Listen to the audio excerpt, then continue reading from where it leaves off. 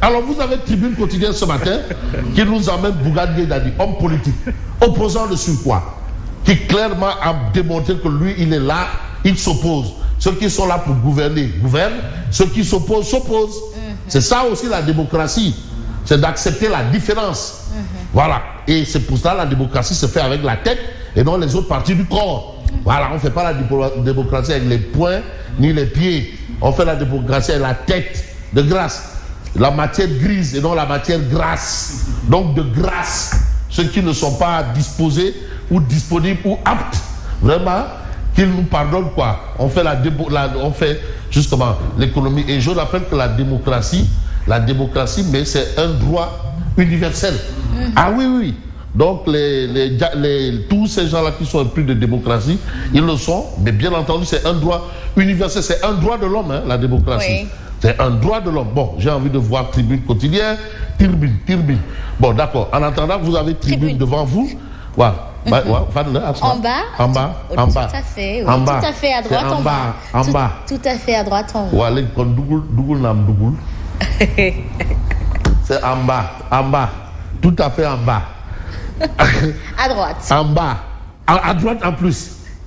Donc le point devra. À droite. En bas, à droite. Ou à gauche. Hein? Alors. Asma, il faut répondre. Ah, je n'ai pas de réponse. Ouais, tchokounam tchokoul.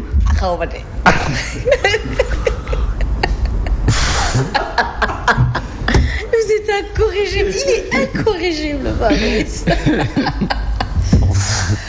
Vous avez passé un excellent dimanche, ça? Non, de toutes les façons, je fais chapeau bas à Pakoti. Hein. Et à Fou Malade. Malaltala. Fou Balade. Oui. Alors, Bougane sur la radiation de Barthélémy Dias, c'est un débat. Certains ont relevé quand même un 2 poids, 2 poids. Avant d'en arriver à 2 poids, 2 mesures. 2 poids, 2 poids. 2 poids, 2 poids. Ou bien 2 mesures, 2 mesures. Alors, mais la résistance face à la tyrannie est un devoir. On a le droit de résister. Face à la tyrannie est un devoir. Mais pourquoi Bougane Gueye Dany nous ramène ça? Parce que quand même le rappel profite aux croyants. J'ai même envie de dire vivant. Soumettre Barthélémy seul aux exigences de l'article 61 pendant que Sonko jouit. Le verbe jouir. Jouit d'une suspension de mandat. Ça s'appelle probablement ou peut-être une bizarrerie. Il y a quand même un souci pour ne pas en arriver à un problème. Serait une rupture manifeste d'égalité en violation de l'article 1er et 7 de la Constitution. Parce que quand même, les lois là, elles sont faites pour être commentées, analysées, mais transcendées. Ah oui. Même si c'est en bas à droite. Mais l'essentiel, c'est d'en parler. La résistance face à la tyrannie est un devoir. C'est-à-dire ceux qui ne résistent pas face à la tyrannie, ils ont violé la loi. Ah oui, c'est une loi. Résister. La République du Sénégal sombre pour la première fois de son histoire dans l'aménagement d'une clause implicite de l'individu le plus privilégié. Là maintenant, le débat devient profond. Là, on plonge. Et là, c'est en apnée. Voilà, en apnée. Oui, en apnée. Et en apnée, c'est la tête qui rentre d'abord. Amdé. En tout cas, il nous est très difficile de comprendre le silence, mais du Conseil constitutionnel. Mais le Conseil constitutionnel, c'est quand même c'est l'organisme ou l'organisation ou tout ce que vous voulez. Bon, on va peut-être demander au ministre Sidiki Kaba de nous donner le terme approprié, mais des sages, les sages, j'ai même envie de dire, le Conseil constitutionnel, c'est l'Olympe. On va faire rentrer la tête. Attention, il n'y a pas d'épaule. Si la tête pas d'épaule. Si la tête rentre, tout rentre. Tout rentre. Donc, on rentre dans le vif du sujet. On s'intéresse à Walf Quotidien. Mais Walf Quotidien parle de la radiation de Barthélémy Diaz de l'Assemblée. Mais un acte, 1001 interprétations. Si on aurait dit 1001 traductions, parce qu'il traduit trahit. Mais on parle d'interprétation. C'est-à-dire, chacun y va de sa capacité à expliquer ce qui est. Et apparemment, si on comprend bien, tout le monde a raison, tout le monde a tort. Interprétation. D'accord. On reste avec Walf Quotidien. Les députés s'apitoient sur leur sort. Waouh, bien. C'est-à-dire maintenant les retombées. Salaire, conditions de travail, statut. Les députés de la présente législature là, mais s'apitoient sur leur sort. Qui est fou? Serigne Abombaki Thiam, ancien parlementaire.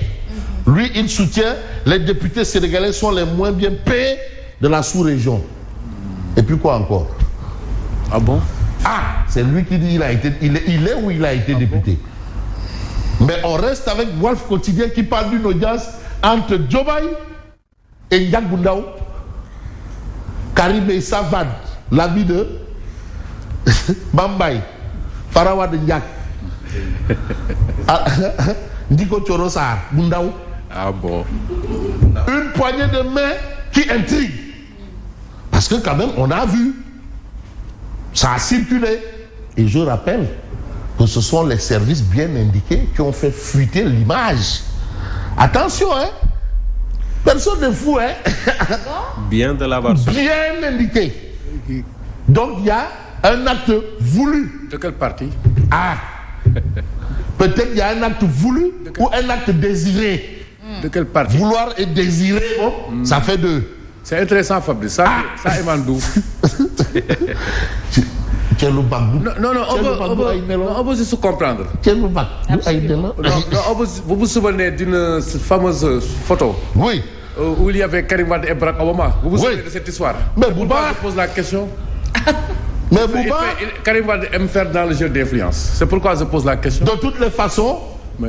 Le point actu, oui, en illustration de cette image bien sélectionnée, triée, diffusée, divulguée par des organisations bien au sommet. Entrevue à Doha entre Diomaye Faye et Karim. Mais une rencontre et 1000 questions. De toutes les façons, le président Faye cherche à attirer les investisseurs qataris à travers Karim. Comment à travers Karim? Bon, une équation à 138 milliards de francs CFA. Mais que va dire Mimi Touré de ces retrouvailles? Le mot retrouvailles est déjà sorti. Est-ce des retrouvailles? Quelle sera la posture d'Ousmane Sonko avec ce rapprochement? Parce que l'État en guérit le besoin. L'État n'a que des uns. L'État n'a pas d'A. Et le président incarne le chef de l'État. Madame Mimi Touré parlait de révision de l'amnistie. Elle a de la matière avec ses 138 milliards. Parce que c'était aussi une amnistie. Où est notre pognon, Madame Mimi Touré? Vous avez de la matière. Demandez la révision de cette amnistie. Bougane sur la radiation de Barthélémy Diaz à l'Assemblée. Mais la résistance face à la tyrannie est un devoir. Oui. Ça ne souffre aucun doute. Oui. Le doute cartésien s'impose par rapport au titre d'enquête. Le doute cartésien. René Descartes. Rencontre Bassirou Diomaye Faye Karim Wade. Manœuvre à Doha. Bon, avant on parlait d'un protocole. Est-ce que c'est pas protocole additionnel? Est-ce que c'est pas un protocole additionnel? C'est juste pour... Bon, est-ce que c'est dans ce cadre-là, le protocole de Doha? De toutes les façons, Milbangok, Yenengok. Mais vous avez critique. Radiation de Barthélémy Diaz, Bougane Gueye brandit l'article 1 et 7. C'est clair. Ce qui semble clair comme de l'eau de roche est à lire, bien entendu, à la une de quel journal je choisis au pif? Le Peuple quotidien. Barthélémy Diaz désigne le coupable. Il s'agit du décès d'un de ses gardes du corps en prison. Les gens ont même déjà parlé de géole. Et quand il y a un géole, il y a des géoliers. Oui. N'est-ce pas? On ne peut pas avoir de géol sans géolier. Dis donc. Bon, Barthélémy Diaz désigne le coupable.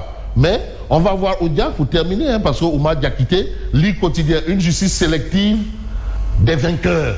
Sélective des vainqueurs. Ça, c'est le pavé dans la mare, signé bien entendu Bougane Gueye Dany. Diomaye joue au golf. Très beau titre. Ça, c'est le quotidien joue au golf. Oui, c'est un beau titre. Ouais, très beau titre. Diomaye joue au golf. Mais à quoi joue Odia, Oumar Diakité? Bon, vous avez ici Barthélémy Diaz, vous avez ici Monsieur le Président de l'Assemblée nationale et le Premier ministre. On dirait bien la peine de mort politique.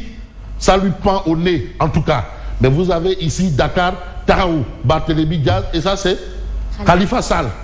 Bon, mon bon Bart, condamné à la peine capitale. Ça, capitale, maire de la ville. Sanara passera. De toutes les façons, voilà un peu la partition de Odia justement dans l'actualité de ce jour. Merci et à demain.